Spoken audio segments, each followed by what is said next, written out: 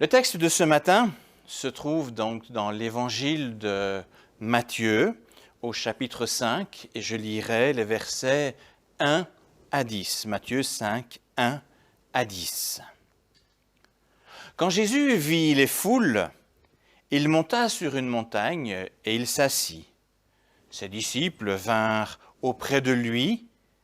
Il prit la parole et leur donna cet enseignement. Heureux ceux qui sont humbles de cœur, car le royaume des cieux est à eux. Heureux ceux qui pleurent, car ils seront consolés. Heureux ceux qui sont doux, car ils recevront la terre en héritage. Heureux ceux qui ont faim et soif d'un monde juste, car ils seront comblés. Heureux ceux qui sont pleins de bonté pour les autres, car on sera plein de bonté pour eux. Heureux ceux qui ont le cœur pur, car ils verront Dieu. Heureux les artisans de paix, car ils seront appelés enfants de Dieu.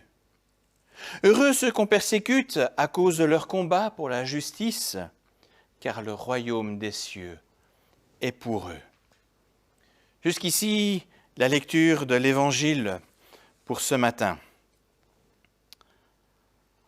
Donc nous venons d'entendre un texte qui n'est certainement pas inconnu de nos oreilles, souvent appelé les béatitudes en raison de la répétition du mot heureux ou bienheureux, ou encore appelé le sermon sur la montagne, même si en réalité ce n'est en fait que le tout début du sermon. Il n'est pas rare que cette partie du discours de Jésus, du fait de sa structure très travaillée, soit présentée comme l'équivalent du décalogue reçu par Moïse sur la montagne. Et on est tenté de voir en Jésus sur la montagne le nouveau Moïse avec une nouvelle loi pour la nouvelle alliance. Alors, bien évidemment, il existe dans les évangiles des allusions qui permettent un lien entre Moïse et Jésus. Cependant, Jésus n'a jamais exprimé l'idée de remplacer la loi de Moïse, mais plutôt le souhait de l'expliquer plus en profondeur afin d'éclairer le peuple sur ce qui plaît à Dieu. Par ailleurs, ce n'est qu'un petit détail, ce qu'on appelle montagnes ne sont en fait que des flancs de collines au nord-ouest du lac de Tibériade. Jésus aimait bien aller dans ces coins-là, il faisait plus calme, ça lui permettait de se retirer pour être plus tranquille, pour enseigner les gens qui étaient autour de lui, et ici tout particulièrement ses disciples.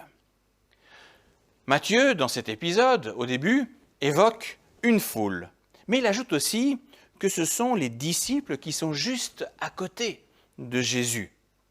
Et donc c'est pour eux en premier que Jésus donne cet enseignement avec les béatitudes. Dans les premiers versets de son discours, le Christ ne développe pas un nouveau code moral universel comme c'est le cas avec le décalogue. Jésus explique simplement à ses compagnons ce que signifie être disciple du Seigneur. Il fait une description de l'attitude idéale de disciple avec les qualités spirituelles qui permettent de prendre le contre-pied de ce que le monde propose et son fonctionnement coutumier.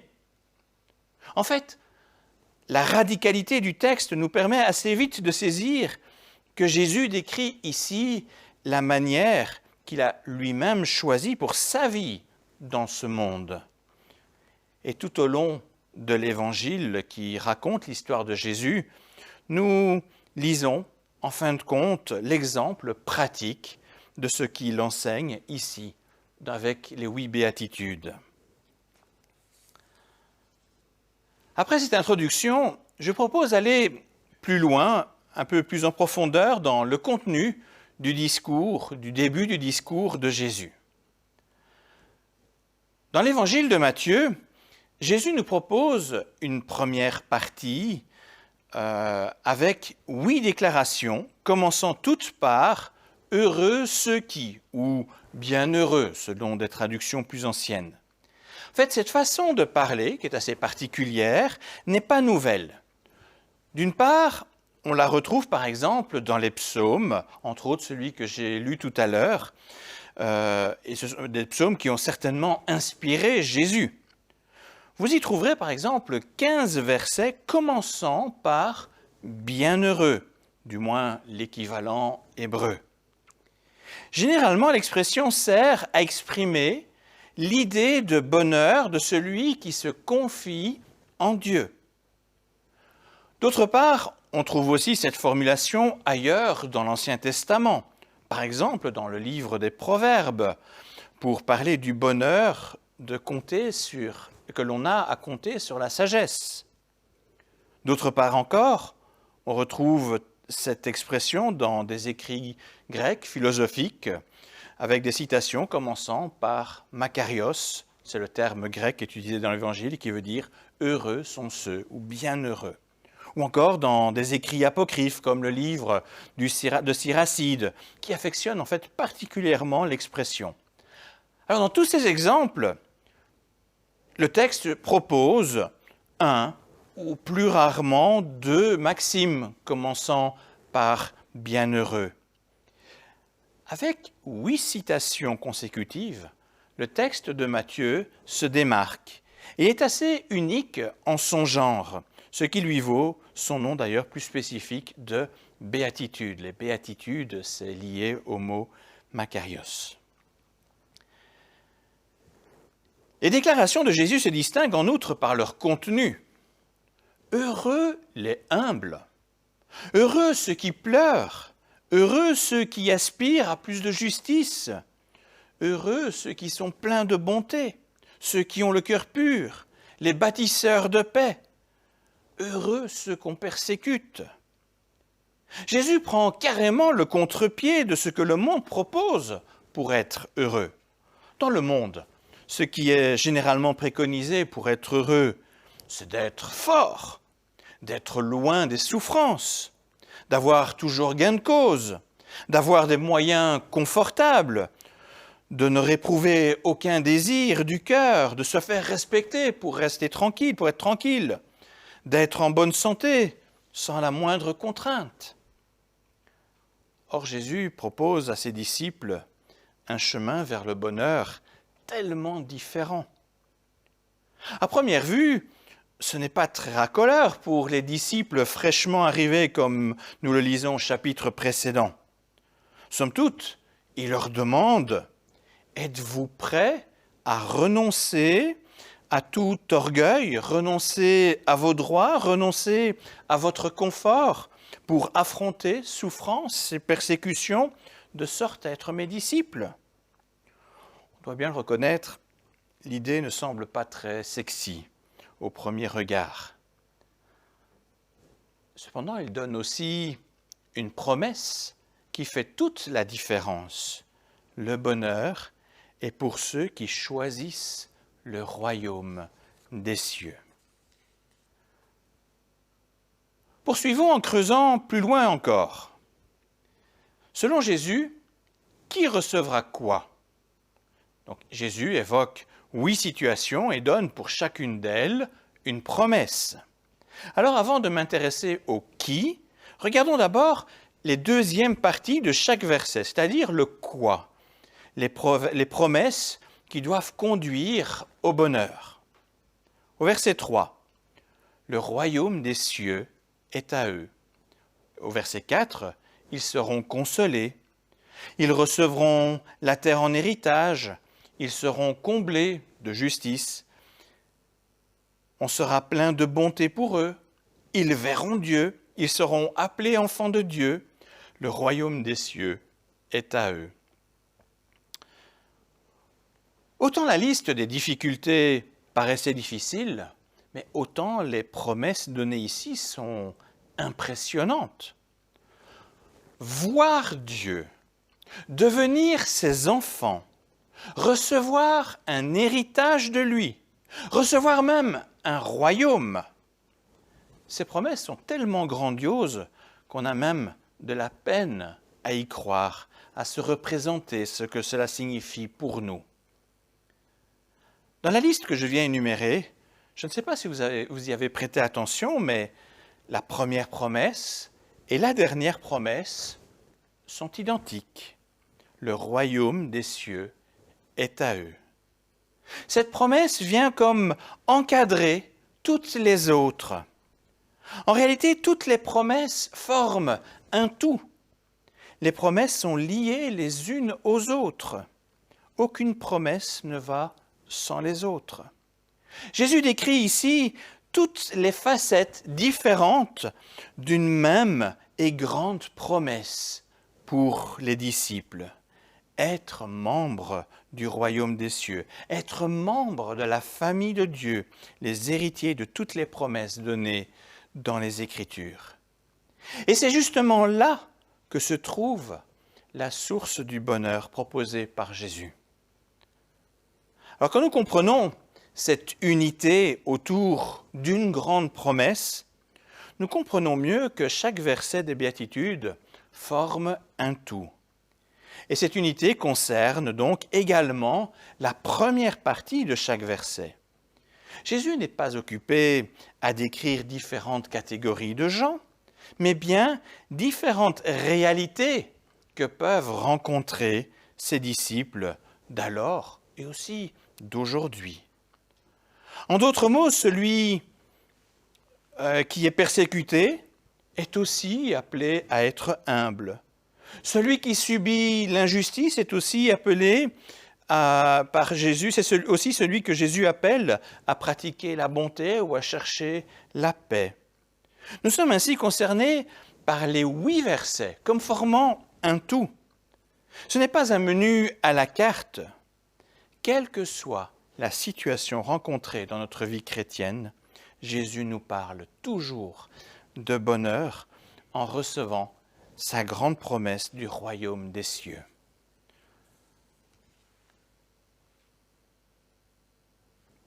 Bien entendu, on a du mal à tout comprendre. Comment la souffrance, les larmes ou même les persécutions peuvent faire partie d'un projet de bonheur? Jésus, par sa vie, nous le montre concrètement. Il a été jusqu'à endurer la condamnation avec des souffrances atroces afin d'ouvrir le chemin du seul vrai bonheur qui en vaut la peine, être avec le Père sans rien pour l'en séparer à nouveau. Notre monde tend à nier la souffrance. Elle la considère comme inacceptable. Et à cause de ce rejet, trop d'hommes et de femmes en sont venus à rejeter Dieu quand ils ne pouvaient faire autrement que subir la souffrance. Le bonheur n'est pourtant pas le déni de la souffrance. La souffrance peut nous frapper. Ce qui nous aide alors est de considérer la présence et l'aide de Dieu qui nous conduisent tout au long de notre vie vers le royaume où toute souffrance, toute larme auront disparu. Le disciple trouvera son bonheur en comptant sur l'aide de Dieu qui veut transformer le mal en bien. Cela demande de laisser de côté un esprit de révolte pour préférer un esprit humble, un esprit qui ne cherche pas à prendre la place de Dieu, mais un esprit qui abandonne tout orgueil. Et le bonheur est de voir que nous sommes alors dans les bras de Dieu. Nous venons de répondre à la question du quoi et pour qui. Posons-nous à présent la question du quand. À quand le bonheur dont parle Jésus? Alors des versets 4 à 9, nous entendons « Ils seront consolés, ils recevront la terre en héritage, ils seront comblés, on sera plein de bonté pour eux, ils verront Dieu, ils seront appelés enfants de Dieu. » Nous avons ici tous des verbes au futur. Doit-on dès lors comprendre que le bonheur n'est pas pour maintenant, mais seulement pour plus tard? Certainement que tous ces futurs témoignent d'un bonheur grandiose à venir. Et de fait, notre réalité quotidienne n'est pas faite que de bonheur, nous devons bien le reconnaître. Toutefois, les versets 3 et 10, qui donnent la même promesse, disent « le royaume des cieux est à eux. Il n'est plus question d'un verbe au futur, mais bien d'une réalité présente. Je l'ai dit tout à l'heure, toutes les promesses sont liées les unes aux autres.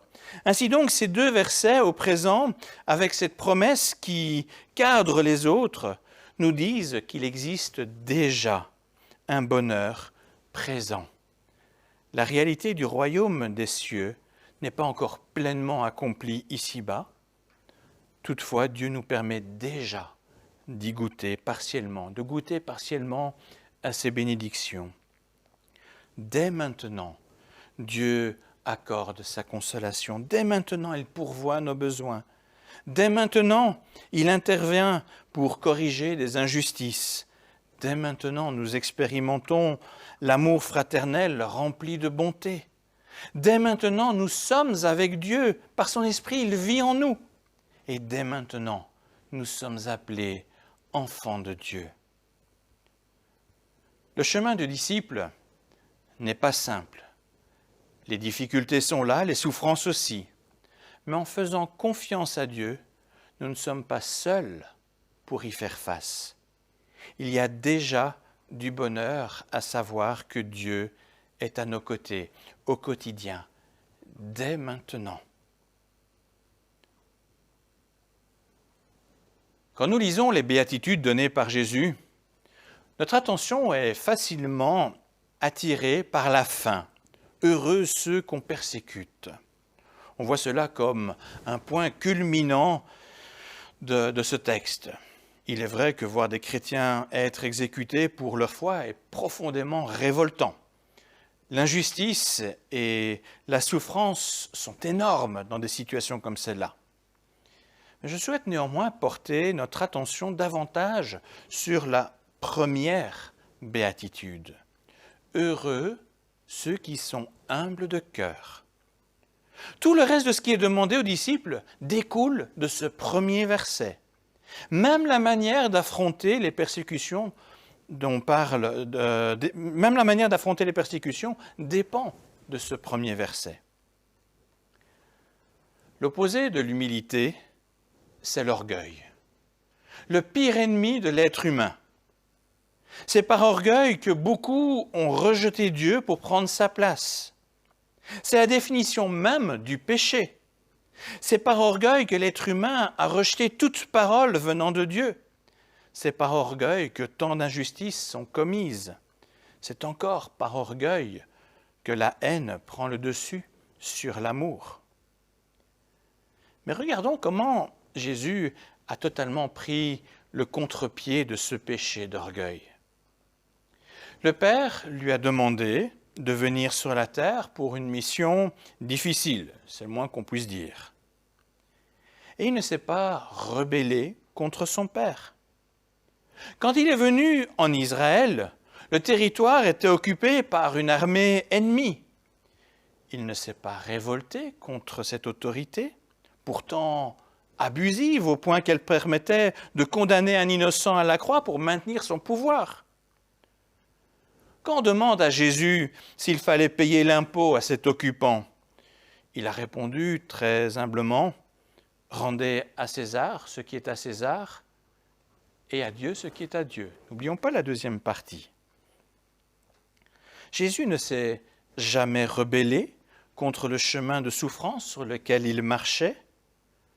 Quand l'injustice régnait autour de lui, y compris celle engendrée par les autorités religieuses, il a choisi d'agir avec bonté, même si cela devait lui en coûter. Jamais il n'a cherché le conflit. Jésus est l'homme de paix par excellence. Quand on a voulu le proclamer roi, il s'est retiré pour éviter d'être mêlé à une éventuelle guerre que cela pouvait engendrer.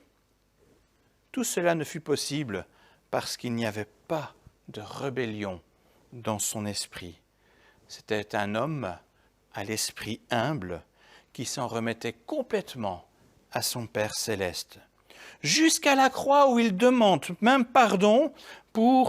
il demande le pardon pour ses persécuteurs.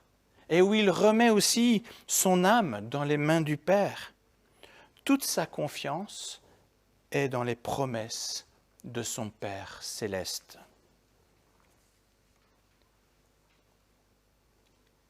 L'idéal de vie de disciple que Jésus a enseigné, et plus encore l'exemple qu'il a montré par sa propre vie, doivent encore nous interpeller, et sans doute davantage en cette période difficile. La pandémie et toutes les mesures imposées sont de nature à réveiller nos envies de rébellion. Et en tant que protestants, nous aimons protester. C'est un peu dans notre nature.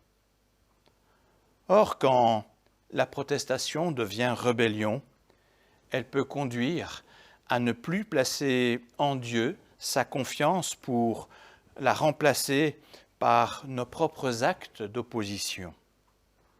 En pareille situation, nous perdons le bonheur de voir Dieu à nos côtés et le bonheur de pouvoir lui déléguer nos soucis. Il arrive malheureusement que la rébellion conduise des chrétiens à l'orgueil. Ils refusent alors de voir la réalité telle qu'elle se présente. En se voilant la face, ils passent à côté de la possibilité de manifester de la compassion envers ceux qui subissent de plein fouet la souffrance en lien avec la réalité qui nous entoure. Par ailleurs, toujours à cause de cet orgueil, ils se rebellent contre l'autorité. Ils la discréditent en critiquant sans cesse la moindre mesure prise par le gouvernement. Mais sachons-le, ce n'est pas ainsi que l'on encourage ses frères et sœurs à prier pour les autorités comme nous le demande la parole de Dieu. L'orgueil est parfois tel que certains se présentent comme des spécialistes dans tous les domaines. Ils savent mieux que tout le monde. Et à l'aide des réseaux sociaux qui sont redoutables, ils diffusent des théories fumeuses, sans preuve, sans référence sérieuse, pour jeter le discrédit sur tout.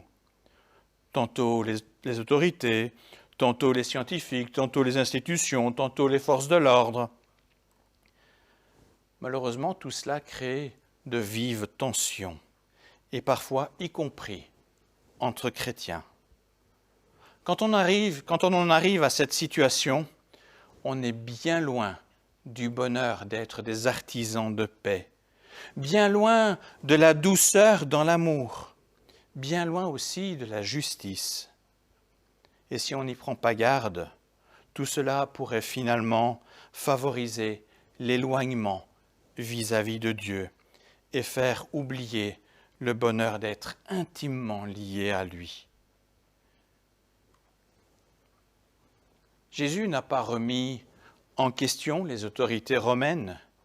Il a même jugé que c'était un moment favorable pour venir parmi nous, un moment favorable pour apporter le message de la bonne nouvelle dans le monde. Dieu est parfaitement capable d'utiliser n'importe quel contexte pour en produire du bien, y compris le contexte de pandémie par lequel nous traversons.